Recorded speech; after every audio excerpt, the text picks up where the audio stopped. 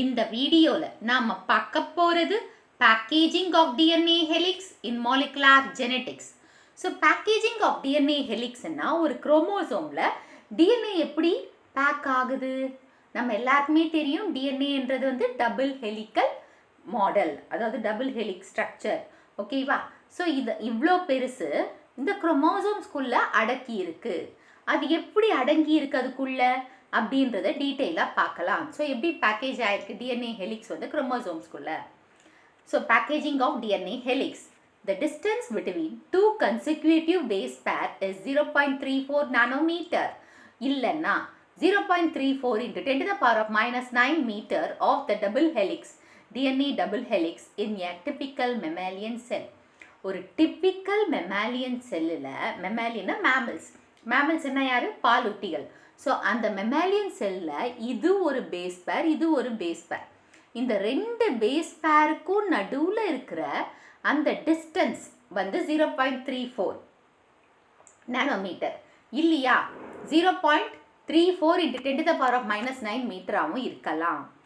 When the total number of base pair is multiplied with the distance between two consecutive pairs, base pairs, okay, the length of the double helix DNA is approximately 2.2. இப்போ நம்ம total number of base pairs வந்து multiply பண்ணோம்னா யாரோட multiply பண்ணுறோம்? Distance between the two consecutive base பேரோட multiply பண்ணால் நம்மளுக்கு DNA double ஹெலிக்ஸோட லென்த்து கிடைக்கும். ஸோ ஃபார் எக்ஸாம்பிள் இப்போ பார்த்தீங்கன்னா இந்த டோட்டல் இது இருக்கு இல்லையா? ஸோ இது ஃபுல்லாக அதோட இது வந்து பார்த்திங்கன்னா லென்த்து வந்து, அதாவது number of base pairs. So இதில் இருக்கிற இந்த நம்பர் ஃபுல்லாக இருக்கிற நம்பர் ஆஃப் பேஸ் பேர்ஸ் வந்து 6.6 into 10 to the power of 9. So ஒரு டோட்டல் நம்பர் ஆஃப் பேஸ் பேர்ஸை நம்ம மல்டிப்ளை பண்ணுறோம். ஸோ இப்போ இந்த ஃபுல்லாக இருக்கிற இந்த பேஸ் பேர்ஸை நம்ம மல்டிப்ளை பண்ணுறோம். எப்படி?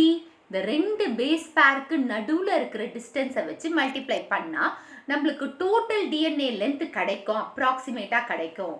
ஸோ இப்போ வந்து அந்த length, that is total number of base pairs வந்து 6.6 into 10 to the power of 9. அதை இந்த டிஸ்டன்ஸ் இங்கே இருக்கு இல்லையா? 0.34 into 10 to the power of minus 9 meter per base pair. So அதால் மல்டிப்ளை பண்ணோம்னா நம்மளுக்கு வர ஆன்சர் பார்த்தீங்கன்னா, அதாவது length of the DNA double helix பார்த்தீங்கன்னா 2.2 மீட்டர் அப்படின்னு சொல்கிறாங்க. The total number of double helical DNA is equal to total number of base pairs into distance between the two consecutive base. அதாவது இது வந்து ஃபார்முலா.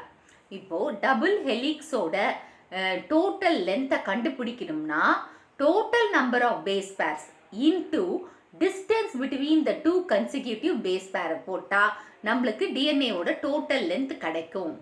ஓகேவா? So if the length of E. coli DNA is 1.36 millimeter. The number of base pairs in E. coli is 4 into 10 to the power of 6 base pairs. அதாவது E. coliயோட DNA, E. coliனா எக்ஸ்கிரீஷியா கோலை bacteria, அதோட DNA வந்து 1.3 millimeterனா அதில் இருக்கிற number of base purse பார்த்தீங்கன்னா 4 into 10 to the power of 6 base pairs. அதாவது length வந்து 1.36, உனக்கு லென்த்தை கொடுத்துட்டாங்க. அப்புறம் அதில் இருக்கிற பேஸ் பேர்ஸ் வந்து 4.4 into 10 to the power of 6 base pairs. So இப்போ நம்மளுக்கு எது தெரிஞ்சுக்கணும்? அந்த டிஸ்டன்ஸை தெரிஞ்சுக்கணும். ஸோ அந்த டிஸ்டன்ஸ் வந்து 0.34, அந்த consecutive distance base purse.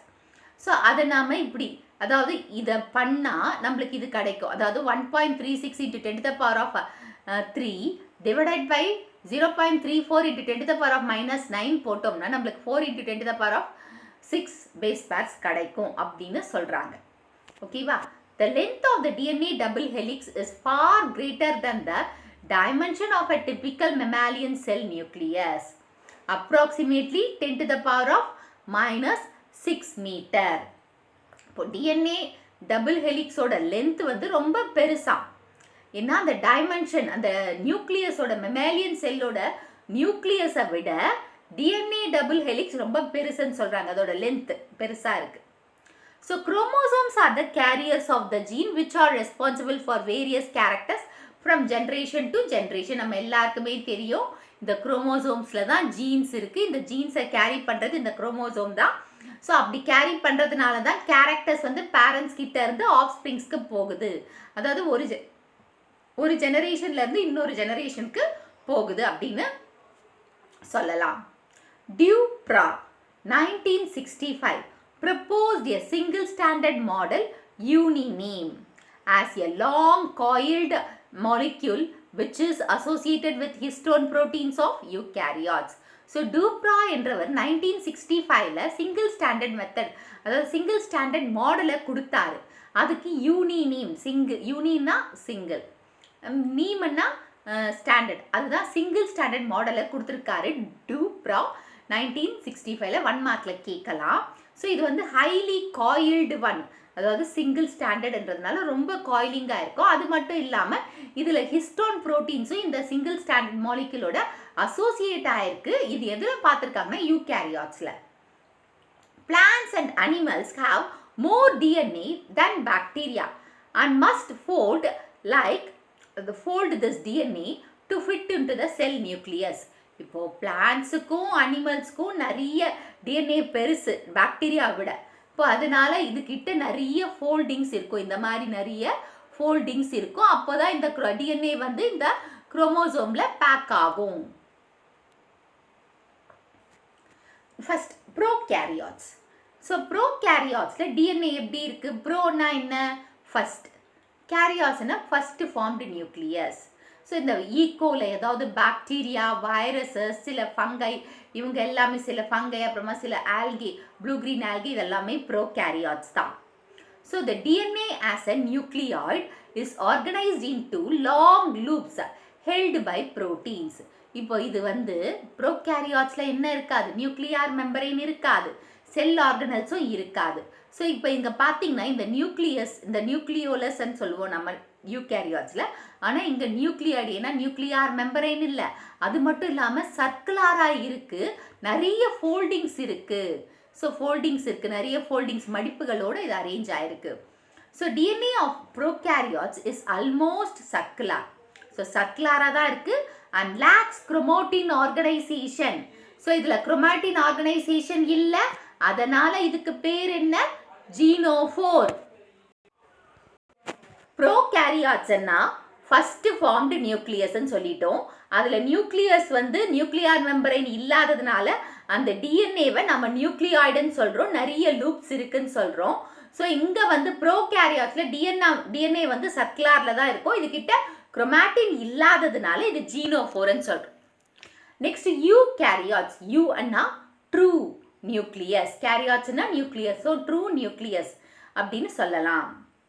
Chromatin is formed by a series of repeated units called nucleosomes. இது வந்து chromatin.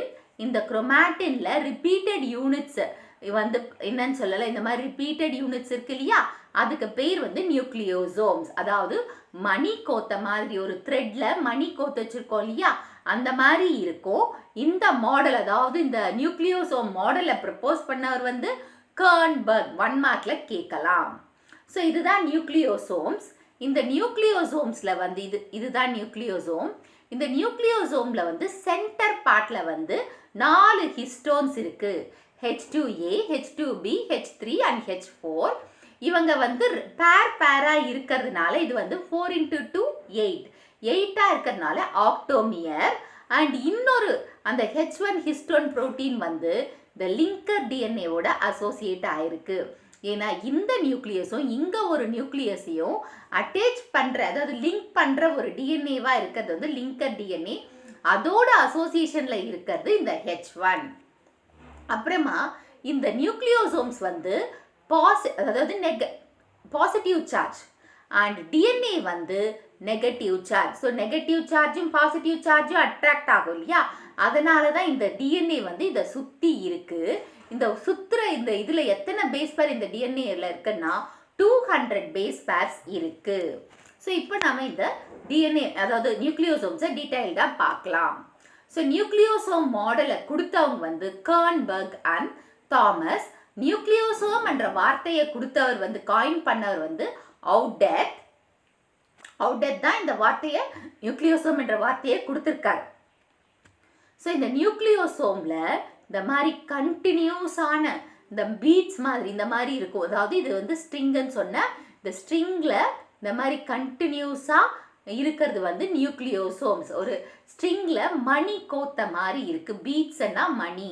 ஸோ அந்த மாதிரி இருக்கிறது தான் என்னது nucleosomes. So nucleosomes constitute the repeating unit of a structure in the nucleus called chromatin which are present as a beads on the string. நான் சொன்னேன் இல்லையா? இப்போ இந்த chromatin வந்து thread like structure. So chromatin எப்படி இருக்கீங்க? thread like structure இருக்கா? நூல் மாதிரி இருக்கு. அதில் colored bodies இருக்கு. ஸோ அந்த colored bodies seen in the nucleusல colored bodies இருக்கிறதே என்னது? chromatin. ஸோ chromatin வந்து இந்த மாதிரி thread மாதிரி இருக்கு, colored-ஆ இருக்கு, நியூக்ளியஸ்ல இருக்கு. ஸோ நியூக்ளியஸோட சென்டர் கோர், அதாவது கோர்னா சென்டர்னு அர்த்தம். இந்த ஸோ நியூக்ளியோசோம்ஸோட நியூக்ளியஸ்ன்னு சொல்கிறத விட நம்ம நியூக்ளியோசோம்ஸை பற்றி தான் பார்க்கணும். ஸோ நியூக்ளியஸ் வந்து அதை இங்கே யூஸ் பண்ணக்கூடாது, நான் தெரியாமல் ஒரு தடவை யூஸ் பண்ணிட்டேன். ஸோ நியூக்ளியோசோம்ஸ்ன்றது வந்து கோர்.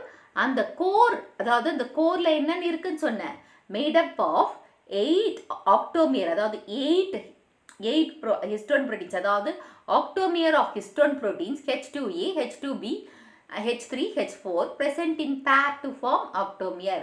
ஸோ இங்கே நடுவில் 4 ஹிஸ்டோன் ப்ரோட்டீன் இருக்குது, அது எல்லாமே பேரில் இருக்கிறதுனால ஆக்டோமியராக இருக்குது.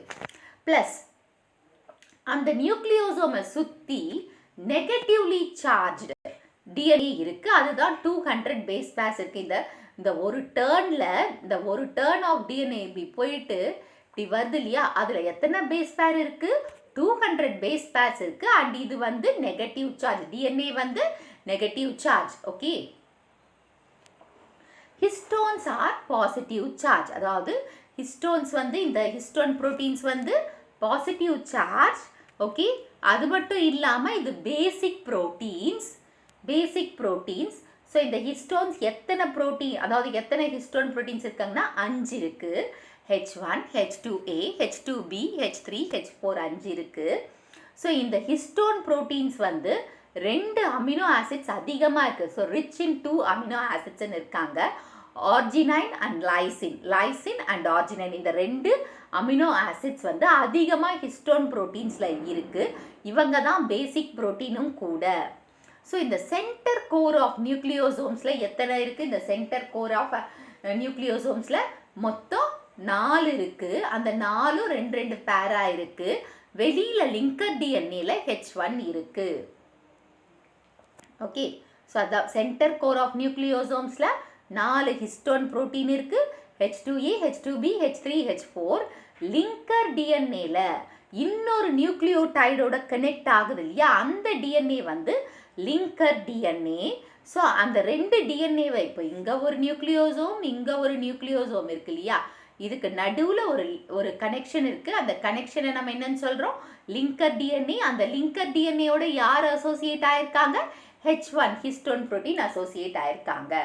அது மட்டும் இல்லாமல் இந்த நியூக்ளியோசோம்ஸ் வந்து காயிலாய் வருது இல்லையா, அந்த காயிலாய் வரும்போது ஒரு டேர்னில் வந்து 6 நியூக்ளியோசோம்ஸ் இருந்ததுன்னா அதுக்கு பேர் வந்து சொலினாய்ட் டிஎன்ஏ. அதுவும் வந்து மணிக்கோத்த மாதிரி தான் இருக்குது. ஸோ இந்த மாதிரி தான் இருக்குது. ஓகே, ஸோ அந்த 6 டிஎன்ஏ, அந்த ஒரு டேர்னுக்கு வந்து 6 நியூக்ளியோசோம்ஸ், 6 டிஎன்ஏ இல்லை, இந்த ஒரு டேர்ன் சொலினாய்ட் டிஎன்ஏல ஒரு டேர்னுக்கு 6 நியூக்ளியோசோம்ஸ் இருக்குது. ஸோ இந்த குரோமாட்டின் ஃபைபர்ஸ் வந்து காயில் ஆகுது இல்லையா, ஸோ இந்த மாதிரி காயில் ஆகிட்டு கண்டென்ஸ்ட் ஆகுது. ஸோ கண்டென்ஸ்னா ஒன்றாகுது.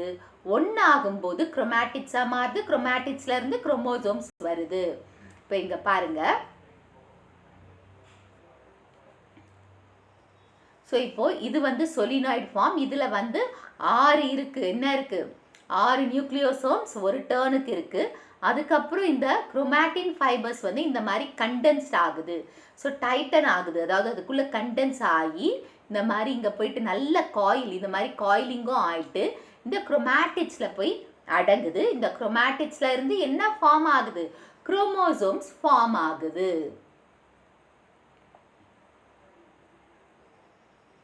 ஓகே, ஸோ இப்போ next Packaging of chromatin at higher level requires additional protein called non-histone chromosome protein NHC. இப்போ இந்த பேக்கேஜிங்னா அந்த குரோமாட்டின் நம்ம பார்த்தோம் இதெல்லாம் போயிட்டு அந்த இது குரோமோசோம்ஸ்குள்ளே சேருது இல்லையா? ஸோ அந்த இது வந்து ரொம்ப இதுவாக இருக்குது, அதாவது ரொம்ப ஹையாக இருக்குது, ரொம்ப அதிகமாக குரோமாட்டின் போயிட்டு பேக்கேஜ் ஆகுது. அப்போ அதுக்கு வெறும் ஹிஸ்டோன்ஸ் மட்டும் இருந்தால் பத்தாது, என்ன இருக்கணும்? நான் ஹிஸ்டோன் ப்ரோட்டீன்ஸும் அங்கே இருக்கணும். NHC நான் ஹிஸ்டோன் குரோமோசோமல் ப்ரோட்டீன்ஸும் அங்கே இருக்கணும். NHC என்ன நான், ஹெச்என்னா ஹிஸ்டோன்ஸ், சிஎன்னா குரோமோசோமல் ப்ரோட்டீன்ஸும் அங்கே இருக்கணும். குரோமாட்டினில் 2 வகையாக இருக்குது, யூக்ரோமாட்டின் அண்ட் ஹெட்டிரோக்ரோமாட்டின். யூக்ரோமாட்டின் பார்த்தீங்கன்னா லூஸ்லி பேக்டு, ரொம்ப லூஸாக பேக் ஆகிருக்கும். அப்புறமா இப்போ நம்ம கலரிங் அதாவது ஸ்ட்ரெயின் போட்டோம்னா அது லைட் கலர் ஸ்ட்ரெயினை தான் எடுத்துக்கும். அப்புறமா ஆக்டிவாக இருக்கிறது யூக்ரோமாட்டின். ஹெட்டிரோக்ரோமாட்டின் வந்து டென்ஸாக இருக்கும், டென்ஸ்லி பேக்கடுன்னா ரொம்ப டைட்லி பேக்கடு, அடர்த்தியாக பேக் ஆகிருக்கும். And stain dark in colour. So colouring நம்ம போட்டோம்னா அதாவது ஸ்டெயின் போட்டோம்னா டார்க்காக தான் நம்மளுக்கு தெரியும் அண்ட் இன்ஆக்டிவாக இருக்கும். ஸோ இந்த வீடியோ உங்களுக்கு பிடிச்சிருக்கும் புரிஞ்சிருக்கும்னு நினைக்கிறேன். இந்த வீடியோ உங்களுக்கு பிடிச்சிருந்தா ஒரு like, share, subscribe to science easy tech channel. என்னோட பழைய வீடியோ லிங்க் டிஸ்கிரிப்ஷன் பாக்ஸில் கொடுத்துருக்கேன், நீங்கள் நான் போய் பாருங்கள். ஏதாச்சும் டவுட்ஸ் இருந்தால் கமெண்ட் பாக்ஸில் போடுங்க.